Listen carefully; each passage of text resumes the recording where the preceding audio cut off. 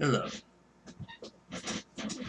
Today we are going to be talking a little bit about the Tesla M or C 1060. I happen to have one right here connected to a USB riser.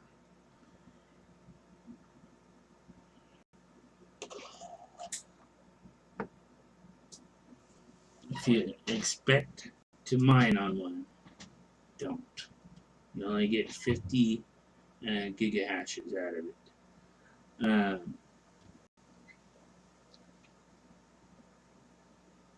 Which is alright, I guess. But for 2009, yes, and not today. The other problems that you will have is there's no driver for Windows 10. At least for the NVIDIA Experience app. Do not bother downloading that. Then also, it still does not work in Windows 7 with that program either. So don't do that either. The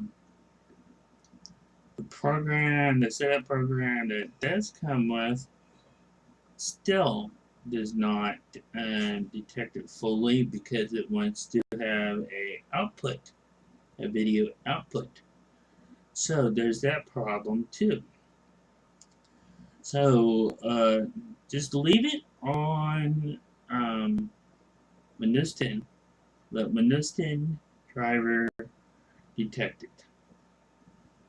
Then once you do that, and make sure that your BIOS is advanced enough to run it. If it's not capable of running it, don't bother. And also on top of that, it eats 200 watts of power on full power. Now, I ran this on a 500 watt power supply, and it pretty much wants to kill the power supply. So I would not do that. Even though it has the capabilities of doing it, but basically the power supply will overheat and shut down. Now, to cool one of these down, all you have to do is take two cooling fans and blow it on. That's it on your desktop, inside your desktop. And make sure that the heat goes out the back. That's all. Now, they are designed to run at 90°C, which is extremely hot in my opinion for the rest of the computer. But, and that is why I got the risers. I do not feel comfortable with it running inside of a desktop at that hot. Of which they do actually have their own enclosures that these do go into from the manufacturer. Which used ones are like $80 for the enclosure each. So there is that issue there too. I'm not going to pay $80 for an enclosure for a $20 card, which is what I paid for mine. So the next problem that you will have is, or might have, is finding the correct software to be able to run on. And then also verifying that the card is in fact functioning. It took me a few days to verify that the card was in fact at full throttle. So you may or may not have that same problem. If you have your own tools and whatnot, you may be able to figure that out ahead of time. And like I said, it is also DDR3, so you got that bottleneck there. This will be going on a server from 2009, hopefully. And then everything should be fine from there. The next project that I will be using this for is for an AI. That is why I got these, other than for Bitcoin. I cannot complicate just buying something for one project.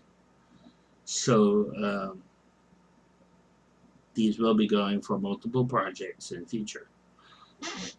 And you might want to find a Bitcoin power supply for these. That way, so you can power them externally, and so you can power more than one of them externally. Now, the Bitcoin power supply that I'll be getting, I will probably only be able to power 2 of them with it. But that will be doing it safely and the correct way because of the power leads. There's 4 power leads, and no, I should be able to power 4 of them. And I have 3 outs, 3 PCI express lanes that I can hook up to on this board here. And I'm hoping I will have 4 on my server. Probably not. I may only have 2 on there. So that's why I will be limited to 2. But I will be getting a 1000-watt power supply because I know that my next card that I will be getting, which is probably going to be the M2010 for this project. And I will need 2 of them at least. And those are 500 CUDA cores. But those are $100 each used. And I do have a spending limit, and I believe that that is my spending limit. So I tried to keep my budget within my spending limit. And I think that pretty much wraps this up.